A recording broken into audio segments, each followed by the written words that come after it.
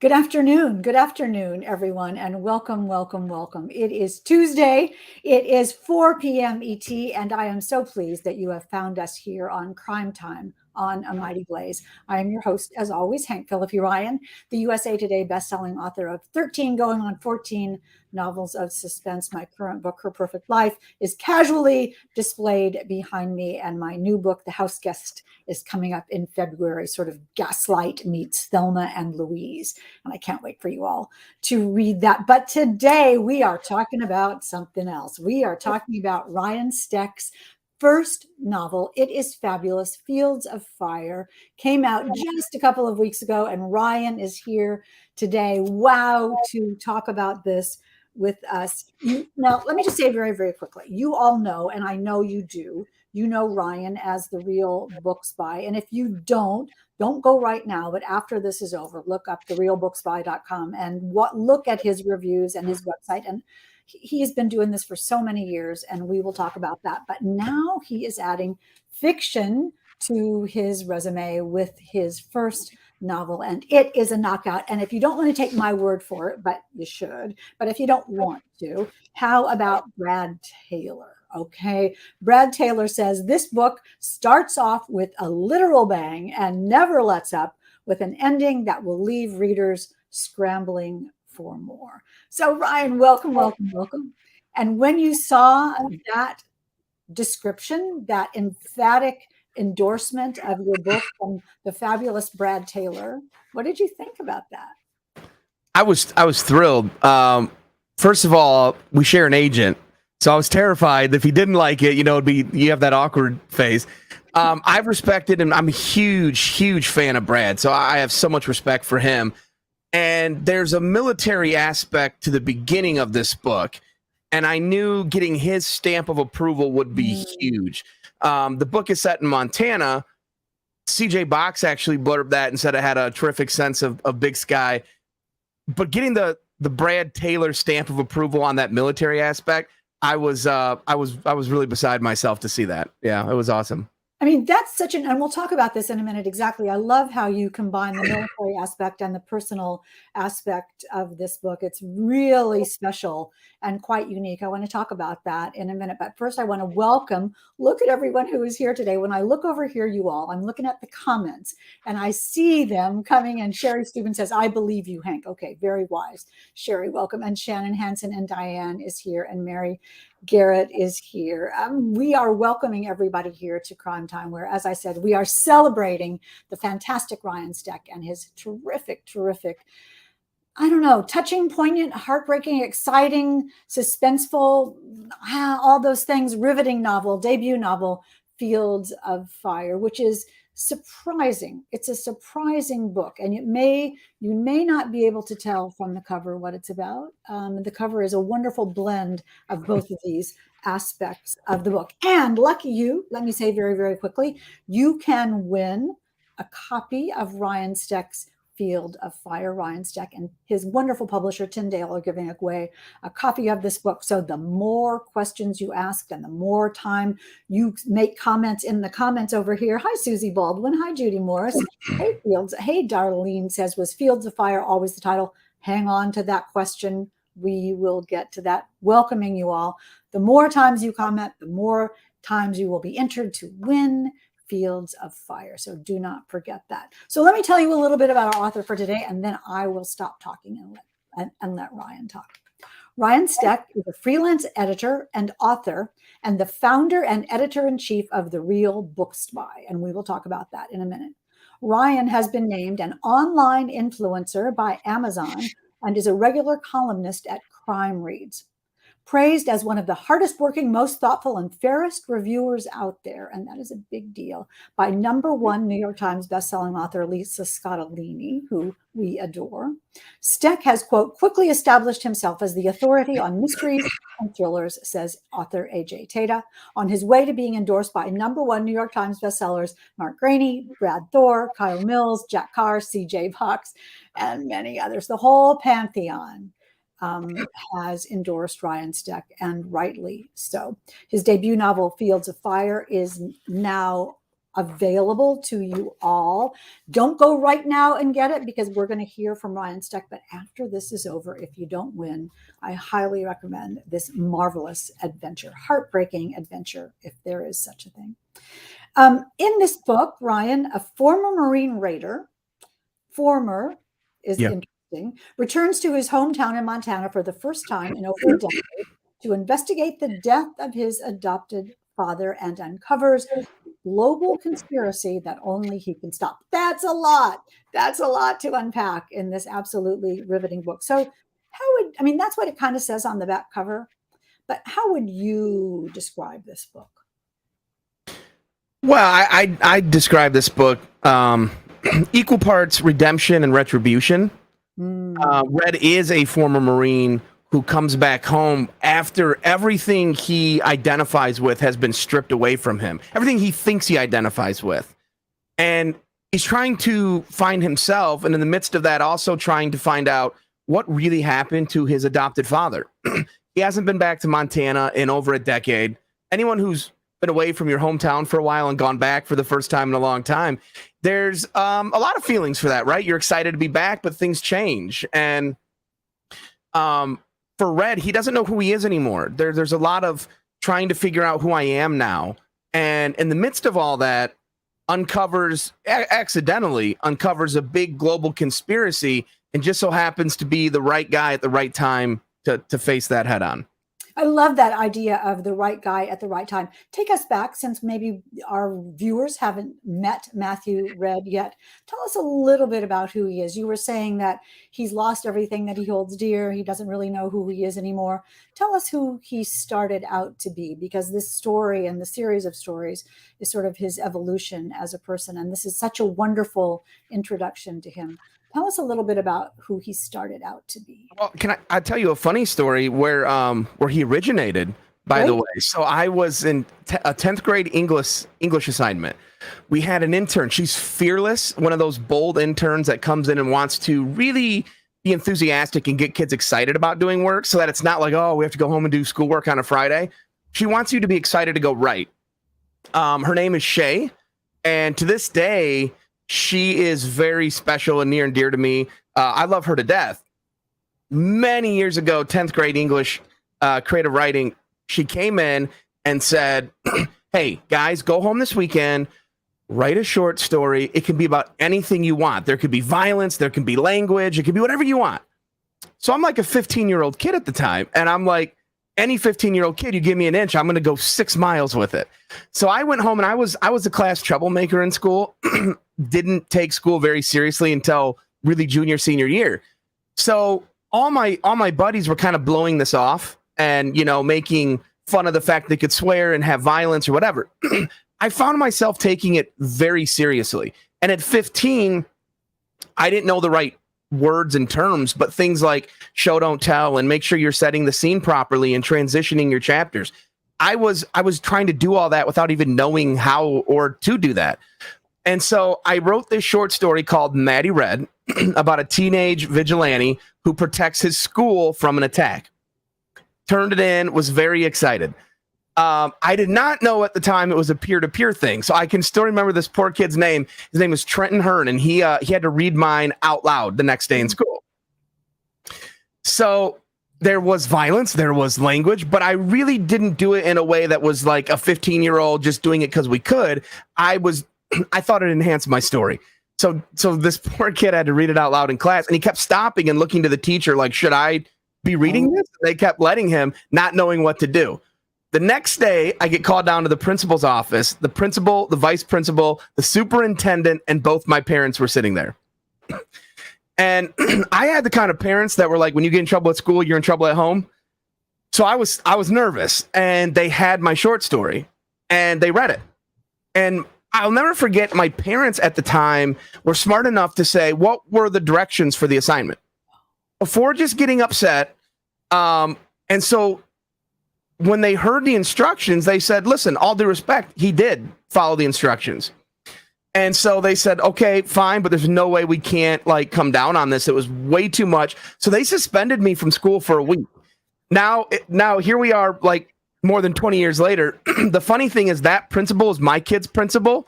And whenever I see him, I always just say to him, hey, Maddie Red got me a week off school and a book deal. So it all worked out.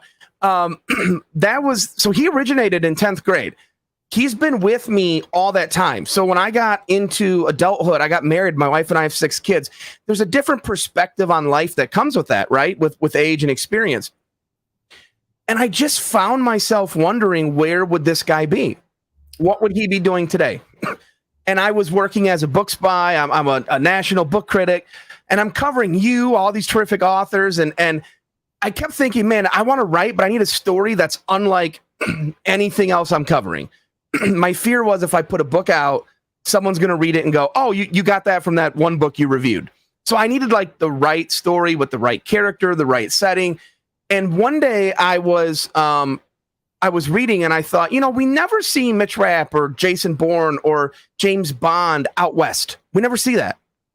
And if you think about it, it's sort of the perfect place for them, because out there, you're truly on your own. And I came up with this story, and all of a sudden it just hit me that Matthew Red from 10th grade was the guy for this. And the more I thought about where would he be in today's world, the more it just became so real to me. I sat down with no outline and basically just wrote this whole thing, the first draft, in 2 months. Oh, Ryan, come on. I mean, but it seems like your relationship, I can say this, your relationship with Maddie Red has grown and developed. I mean, you must have this bond with him almost as a real person. Oh, he's so real to me. It makes writing the books harder, because I'll be in like an editorial meeting with my publisher, right? You know how these are. So you're sitting there and they're like, well, listen, you're really in a corner on this. Why don't you just have Red do this or that? And I can't, because if it doesn't feel real, I'm like, he wouldn't react that way. He would not do that. I don't feel like I really create much with this guy. And in a very weird way, I like to tell people he is my best friend, like a best friend who I know everything about, but I could never meet him in person.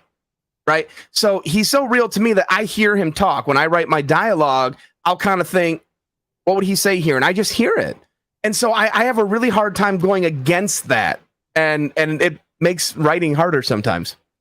It's interesting because, first of all, I don't need to tell you this, Ryan, but it is you. It's not Maddie. I mean, it is you. And this is because you're such an essentially deep writer that it feels real. We can chat about this later. He's not real, but he feels real. He feels real to you. And when I wrote my first novels, there was a scene in one of them where my main character, who's a reporter, I had it all set up that she was going to shoot someone, investigative reporter in Boston.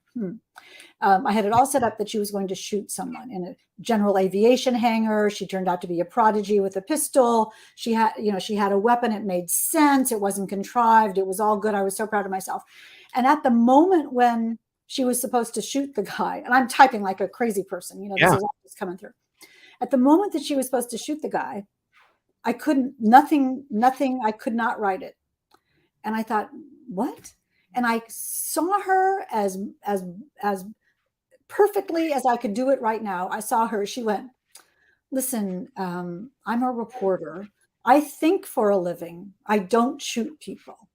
And I'm like, yeah, you do, because you have to, because this is my story. And she wouldn't, and I couldn't. And I had to think of something else. And what she wanted to do was so much better than what I wanted to do.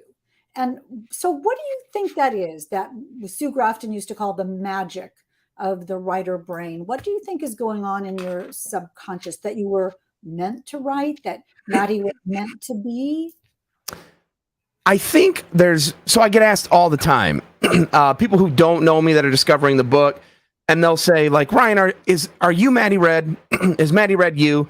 And I like to tell people Red is 6'3.5", 265 pounds of muscle. So yes. I wish I was more like Maddie Red. And I like to say he walks and talks probably like I might if I were that big and could get away with it.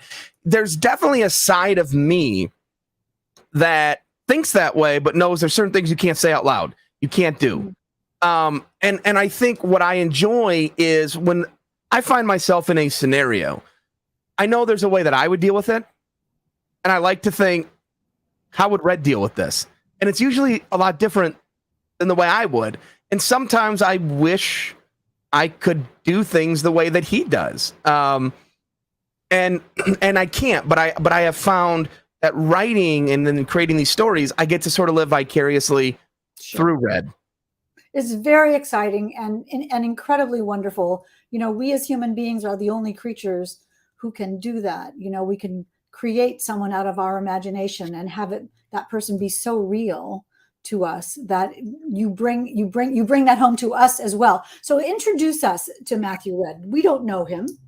Let's just say we have not read this yet, although we are going to read Fields of Fire, aren't we? Look who's here.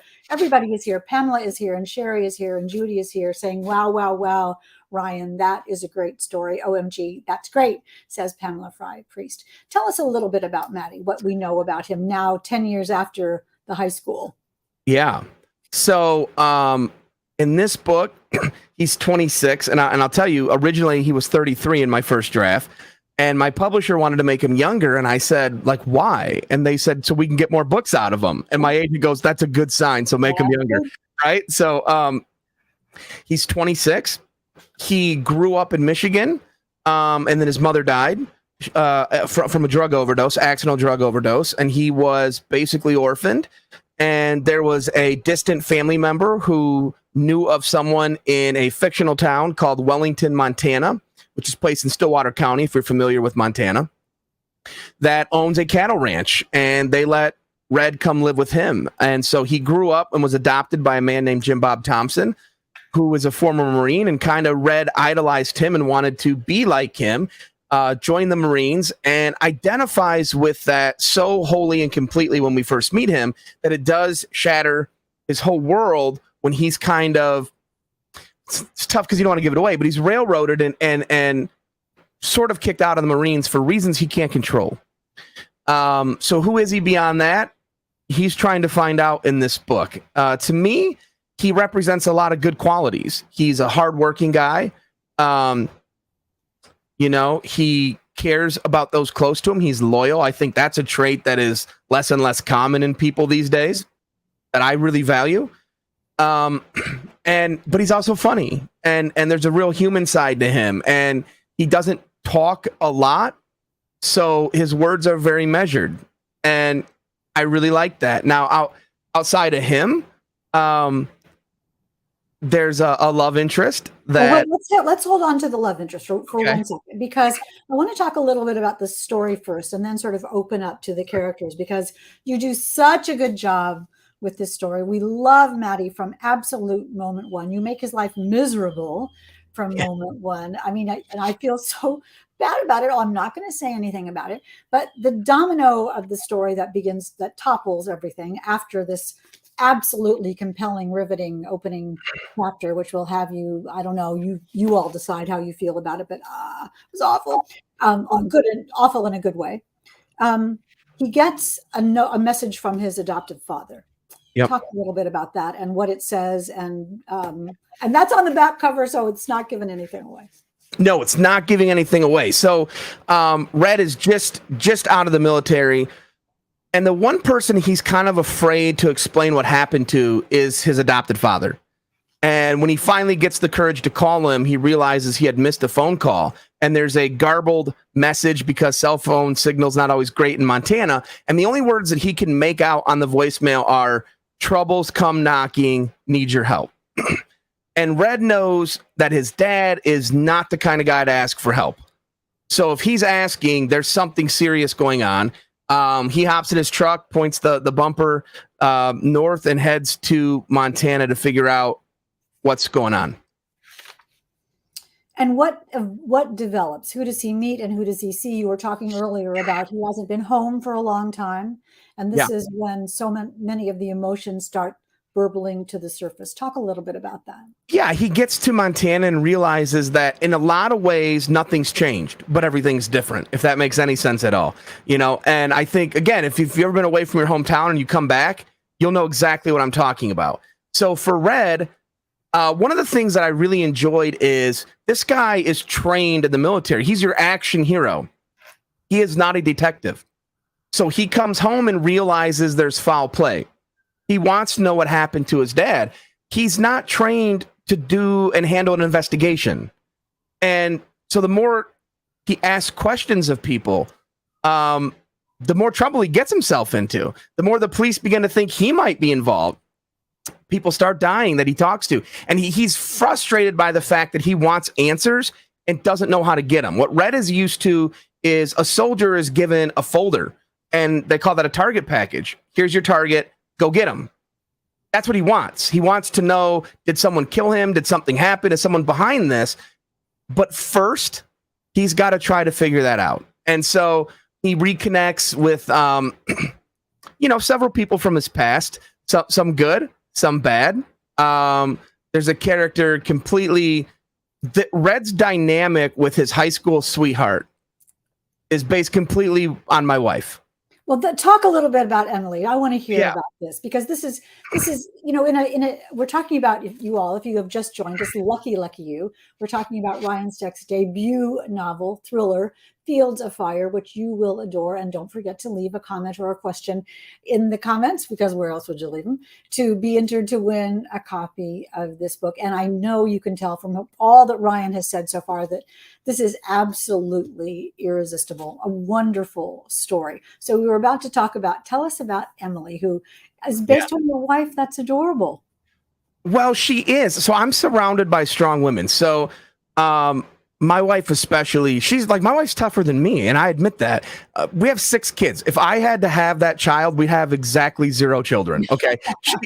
The first time, the fact that she ever wanted to do that again, I mean, my wife is very tough. She's very strong, and I've always been, I admire that about her, but it also, it makes me want to be better. And I realized pretty quickly with Red, he's this guy that doesn't always know how to talk. He's frustrated because he doesn't always know what he's trying to say. He doesn't know how to get it out. But she's that one person that always understands him even better than he gets himself. That's me and my wife. Okay.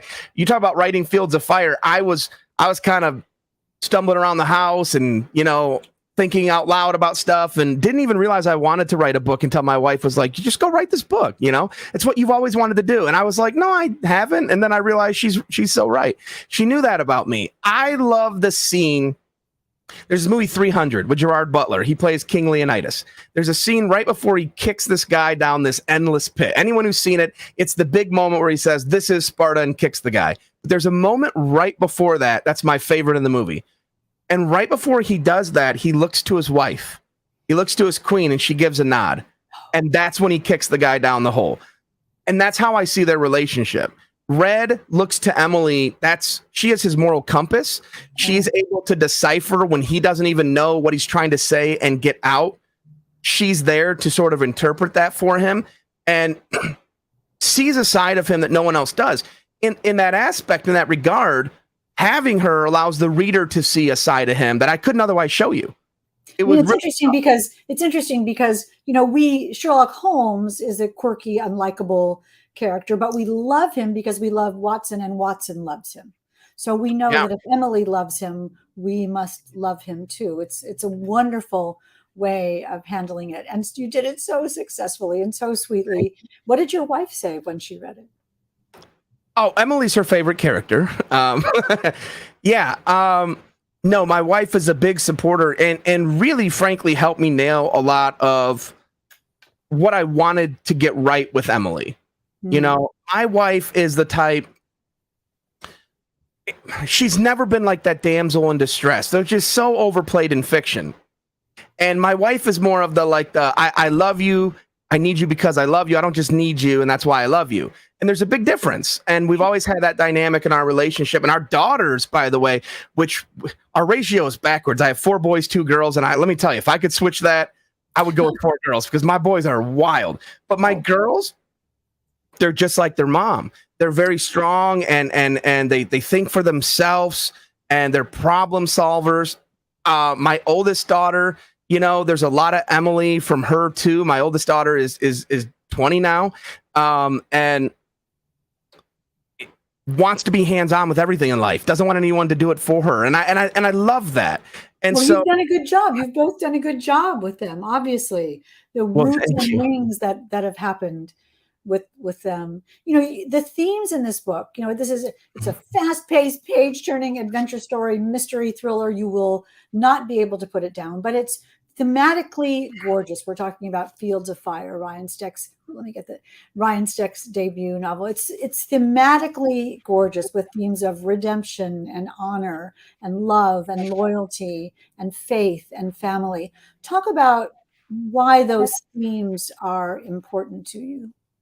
Well, it's what I know. Everyone says write what you know. I believe in write what you want to read. So that is what I set out to do. I'm a big fan of C.J. Box and Vince Flynn. Those are my all-time favorite authors.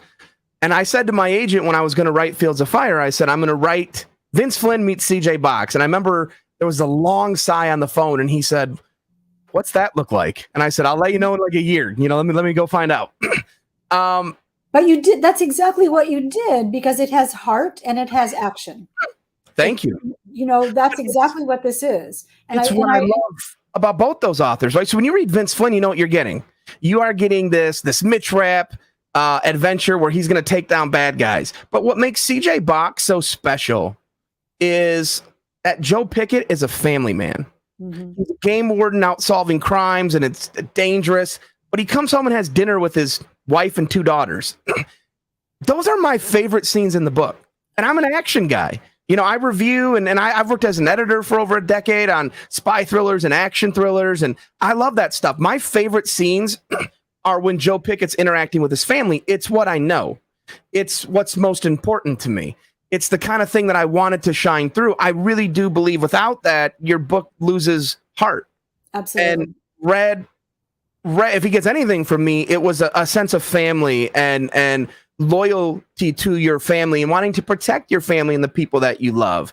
That made it in because it's what I know. It's what's most important to me. I mean, you when we're finished, go back and look at the comments that the people are saying. Pamela and Judy and Mary Garrett there's just so much affection for you and so much adulation for you and praise for this book and the things that you're saying and the stories that you're telling. It's wonderful. I mean, when you write a book like this, one of the things that you had to do, you had to make this book be so, riveting and emotional, is that you had to plumb those emotions. There's love and deep sorrow and fear and redemption and retribution and justice and loyalty. I'm saying all these words, but you had to be that in Maddie as you wrote that. How did that feel for you? So I'm really emotional when I write. It's I draw on experiences from my life, even if they're not directly similar to what Red's going through. I certainly understand heartache. Now, thankfully, I still have my father. I dedicated this book. He's my best friend. I'm super close with my dad. So I don't know what that's like, but I've been through other things and I draw on those things pretty heavily. I don't know how to write without it. I don't know how someone can sit there and really nail emotions without drawing on past experiences themselves. So I do rely pretty heavily on that. Before we went live, I was telling you that I've had COVID several times. And the first time I was so sick, you start to wonder, like, am I going to live? And I was finishing Fields of Fire at the time. And my agent afterwards came back to me and said, hey, Ryan, this is getting a little dark, and I had to go back once I was healthy and edit that and make it not, because he was right. What I was feeling was coming through in ways probably was a little heavier than I needed it to be, but it was real. It was real and authentic. It was raw for what I was feeling. There's a flip side to that too, though. I put so much emotions into this that you said there was the scene with the reporter and the gun, and she said, I'm not going to do it. I had a moment where I was writing book 2, and I won't get into the plot on it right now, but I'll say there was a scene I had to write, and I knew it was going to hurt Red. I knew it was going to be horrible for him. And this sounds so silly. I couldn't bring myself to do it. And I got up, was pacing around my office. I went outside for a walk, and I just kept thinking about it. And I was like, I can't do it. And at one point I said, like, Ryan, this is dumb. Like, you're the author. You don't have to. You can find a way around it. And the more I thought about that, I thought, like, no, I can't. This is, this sucks because he's my character and he's fiction, but he's real to me. And I'm about I'm about to have to do something to him that's just going to kill the guy. It's going to gut him. And I sat down and wrote that scene, and it was like I was emotionally drained after that. Like I genuinely felt wiped out. Well, that's about as good a tease as I've ever heard for book 2. Oh, thank I have you. to say. So, and I was going to ask you, and we're all asking about this in the comments. So there will be a book 2. You're working on a book 2. Yeah, so I'm done with book 2. I turned it in. So I've been lucky so far with these books. I had a lot of time to think about them, so I could sit and write them pretty easily. I don't know how some writers sit down in the morning to write without knowing what they're writing today. That terrifies me. So you do know? Oh yeah, I'm very visual. I have to write at night because I think about it literally all day. And then when I can see that scene in my head, that chapter, I can sit and write it. But I cannot. You know what comes after that? Or just that? Vaguely, I kind of know where it's going. But I got lucky. Fields of Fire, I did the first draft in like 2 months. I actually edited and revised and for like the next like 5 years on that book. But book 2, I didn't start that till last October when, well, listen, and I joke about this now. So my agent said, "Hey, Ryan, you got to submit an outline for book 2." And I was like, "I don't do outlines. I'm just going to sit and write it. I'll turn the book in." And he goes, "Yeah, you have a payment tied to that." So I was like, "Oh, I'm going to go do an outline, so give me a little bit. Let me go figure that out." So I sent them like 2 pages of notes, and I thought for sure my publisher would go like, this doesn't cut it. And they were like, "This is great. Go write it." So I wrote all of November, December, January, and edited the last week of January and turned book 2 in February 1st, way ahead of my June 1st deadline, because it just flowed out of me. I'm writing book 3. Let me just tell you, my good luck ended there. So I'm like 20 pages into book 3, and I was like, "Oh, I'm stuck." Like I keep like, so the first 2 were pretty easy. The third one's giving me some problems, but yeah, this is the first book in a series. And I really think that people who read Fields of Fire can see where things are starting to go, where it might go. Book 2 is called Lethal Range, and that comes out next August. So it's done. It's been through editing, copy edits. It's completely ready to go. And I'm really excited about that book. So you'll come back to Crime Time to talk to us about that. Oh, absolutely. You promised to do that. I cannot wait to read that. And congratulations. And book 3 is interesting because book 3 to me, and I wonder if you feel this way, and Pamela Fry Priest is saying, "Woohoo, a series." And people are saying, "Wow." Shannon is saying, "Wow." Susie is saying, being emotionally connected to your characters makes for great writing. So there you have a new fan today. So that's great. Thank you, Susie. When I was writing book 1, you're banging that out and you think, "Oh, I got this. This is wonderful." And book 2, you think, "Ooh, they want another book. Well, this is fun. I guess I can do it." And book 3, I thought, "Oh, I'm a writer now. And this is my job to do this. And this had better be good." There's a different mindset about it, but I promise you can do it. I totally promise you can do it. Thank you.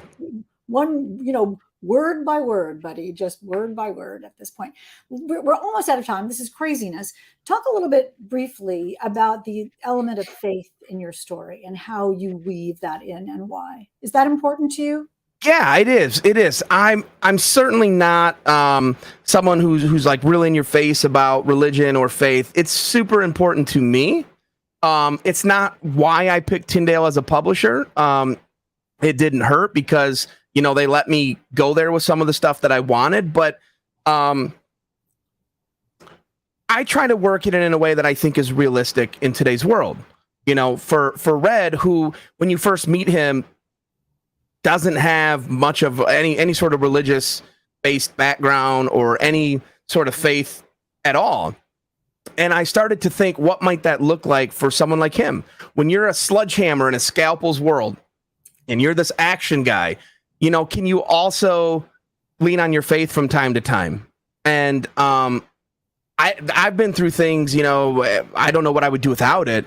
where my faith sort of sustained me and got me through those things. And it just felt very natural, much like capturing family elements and relationship dynamics. It just felt very real and authentic. Now, look, I don't beat you over the head with that. Not at I don't all. think there's anything too egregious with that or in your face, but just little elements and notes and flavors of that because it's real to me. I mean, I think if someone is good, no matter what you call it, there has to be a spirituality to them, a feeling that they're a little tiny cog in the universe, and that there's bigger meaning, and that there are bigger goals and themes and things that matter more than just each tiny little person. And that, someone who tries to be the best they can be, that's someone who we can love and admire.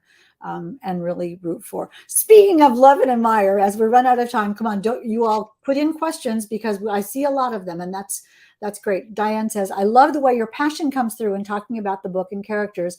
Gives me chills in a good way. And that is perfect. You could put that on the cover of Fields of Fire. That is quite wonderful. But Ryan, we all know you as the Real Book Spy. You have been doing this for 10 years. You are one of the most revered reviewers on the planet. Talk a little bit about what the Real Book Spy is, and how that works.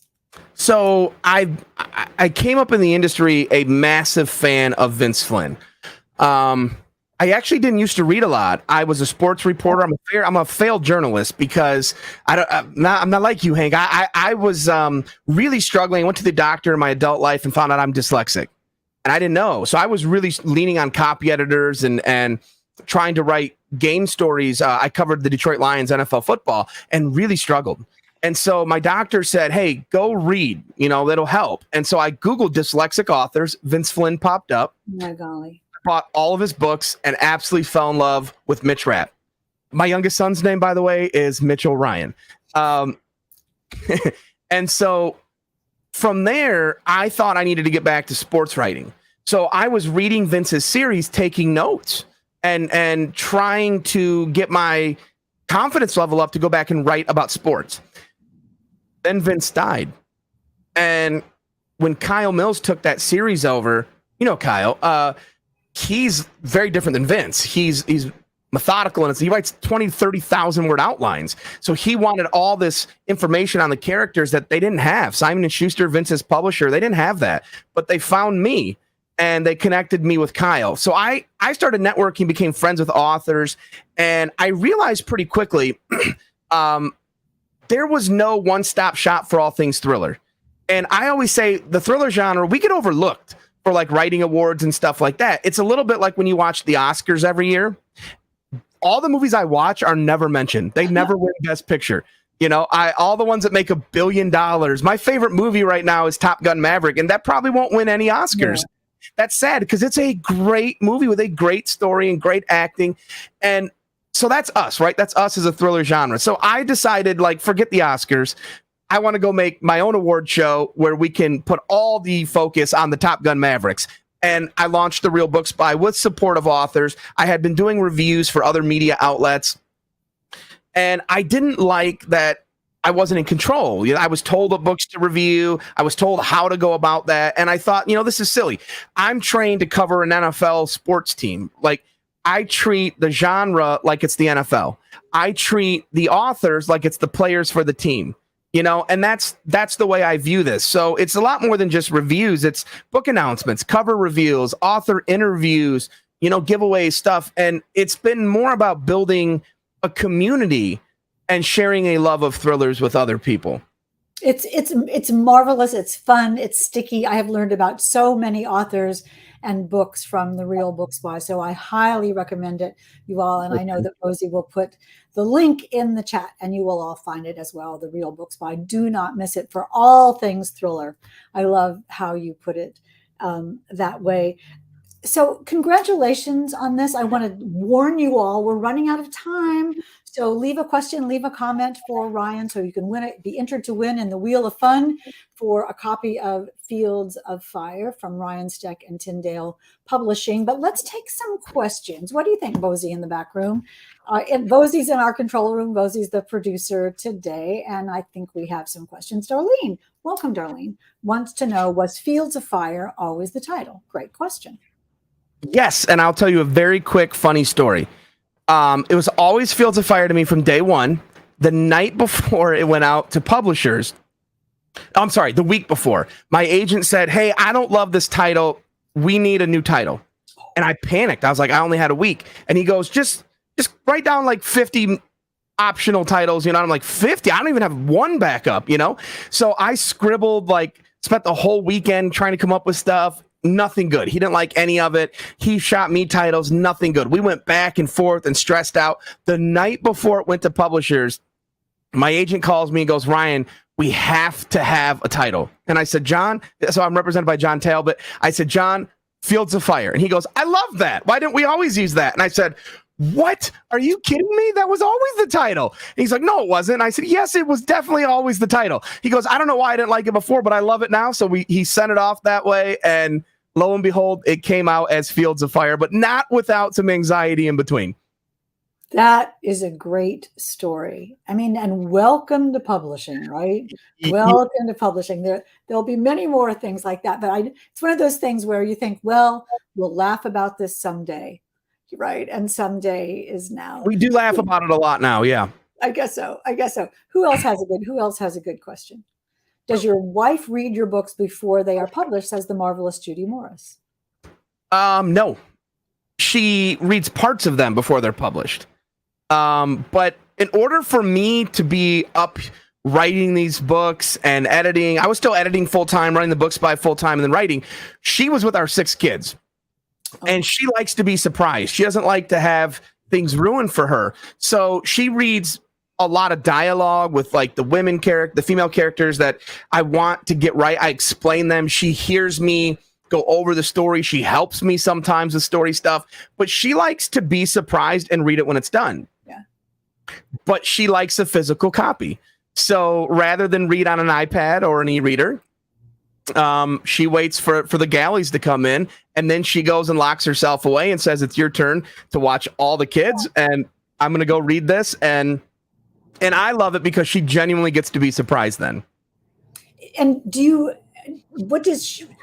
you tell by her face when she comes out? She certainly read Fields of Fire. Has she read Lethal Range? Yeah. She's not read Lethal Range yet. There was no better feeling than her stamp of approval. Like, yes, I was excited when Brad Taylor blurbed it, and CJ Box is one of my literary idols. But yes, there's something very special about the person you love most coming downstairs and going, "Wow, I didn't see this coming." And then she wanted to talk about it, you know, and then she does like "Hey, this character, they're not going anywhere. They better not die in the next one," you know, stuff like that. So it's a lot of fun, but it's very rewarding. And it means a lot to me when she comes downstairs and says, "Hey, I loved that." You know, that's a great moment. That is very, very sweet. Too bad that you can't put that on the cover. You know, a blurb from your wife. We would all do that. I think oh my God, we have time for one more question. Is there one more question, Bosie? Thinking of that suspension, Mary Garrett is a teacher and a storyteller who we adore. And the fact that the teacher didn't put a stop to the reading, I think students went home talking about it and parents called to complain. Interesting. And it's happening now with the banning of published books. Do you remember your grade on it? Oh, what a good question. Besides getting suspension. Well, I know that the teacher, again, I'm really close with her now. She says it was an A. I'm pretty sure they failed me on it because I got suspended, so they didn't really grade it. But she loved it, so that's all that mattered to me.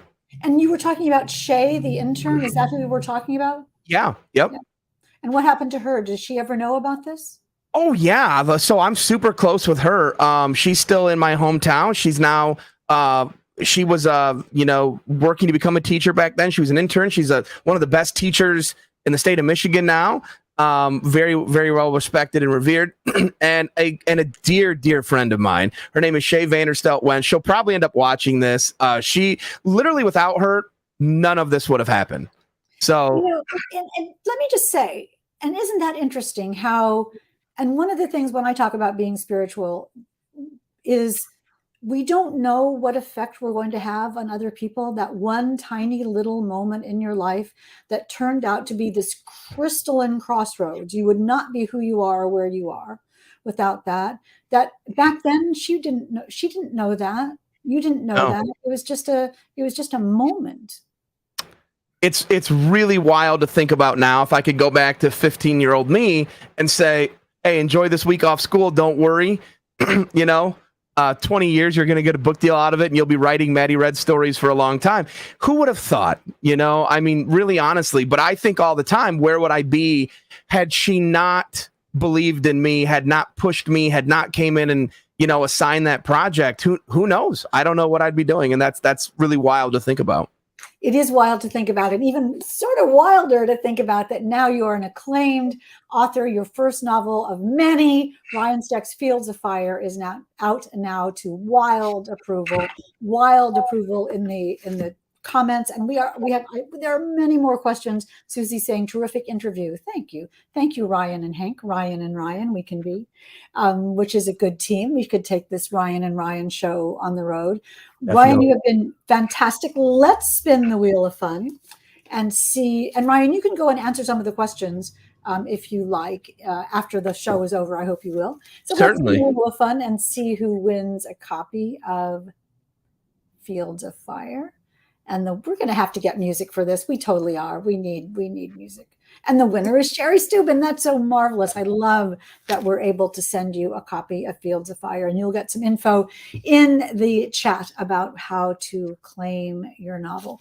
Ryan, thank you so much. And thank all of you for being here today. We can just sweep away Sherry's name. Thank you. Thank you so much for being here today. It's been inspirational and wonderful, and you are such a stalwart. You've done so much for the reading community and for all of us authors and for all of us readers, and it is such a treat to be able to celebrate you and your first book today. I'm honored that you are here today. I hope you continue to just tear it up in book world. Are you looking forward to it? Thank you. Yes, I'm excited. Thank you for having me. Sherry, I have a hardcover right here. I'm going to sign it right now. I'm going to personalize that to Sherry. I really appreciate everyone coming and hanging out and listening to us talk about Fields of Fire and letting me get to do this for a career now. That's, like I said, it's wild to look back on and think where we've come, but thank you so much for having me. Our complete pleasure and our honor, Ryan. Thank you. Before we all go, let me quickly tempt you and show you what we are going to talk about next Tuesday at 4 p.m. ET. Completely different kind of story. Look at this, The Storyteller's Death by Anne Davila Cardinal. It is gorgeous. It is lyrical. Look at that beautiful cover. Do not miss this story. It is lovely and luscious and absolutely, what do you call that word? Compelling and immersive is the word I'm looking for. So unsuccessfully, as Ryan signs the book to Sherry Steuben, and that is great. And with that, I will say thank you all for coming to join us here on Crime Time on A Mighty Blaze on this Tuesday. We will see you next Tuesday. And until then, remember, it is always safe inside a book. And we love you so much.